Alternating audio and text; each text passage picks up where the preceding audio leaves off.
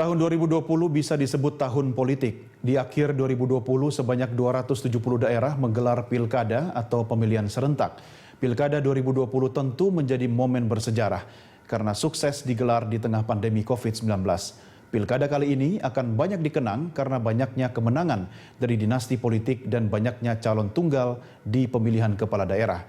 2020 adalah tahun pilkada, tahun pandemi, dan tahun dinasti politik.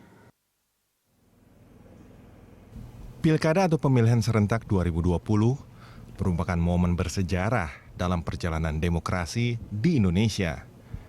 Hajatan Pilkada 2020 digelar di tengah situasi pandemi COVID-19 yang belum menunjukkan tanda-tanda penurunan. Seluruh tahapan hingga pemungutan suara 9 Desember lalu dilaksanakan dengan memperhatikan protokol kesehatan. Meskipun banyak terjadi pelanggaran protokol kesehatan saat pendaftaran, calon dan kampanye, namun secara umum pemilu berjalan aman dan lancar. Pilkada yang digelar di saat pandemi sempat menimbulkan kekhawatiran akan rendahnya tingkat partisipasi masyarakat. Namun nyatanya, tingkat partisipasi masyarakat tetap tinggi. KPU menyebut tingkat partisipasi masyarakat di Pilkada 2020 di atas 75%. Angka ini lebih tinggi dibandingkan Pilkada 2015 yang hanya di angka 70-an%.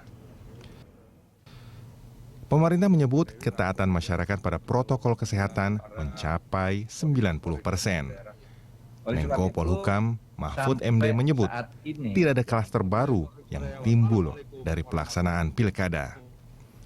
Tren data COVID di daerah yang menggelar pilkada tidak berbeda dengan daerah yang tidak melaksanakan pilkada.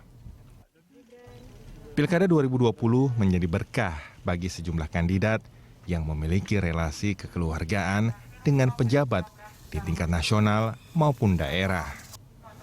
Banyak calon kepala daerah yang berstatus dinasti meraih kemenangan di Pilkada 2020. Gibran Rakabuming Raka yang merupakan putra sulung Presiden Joko Widodo meraih kemenangan di Solo.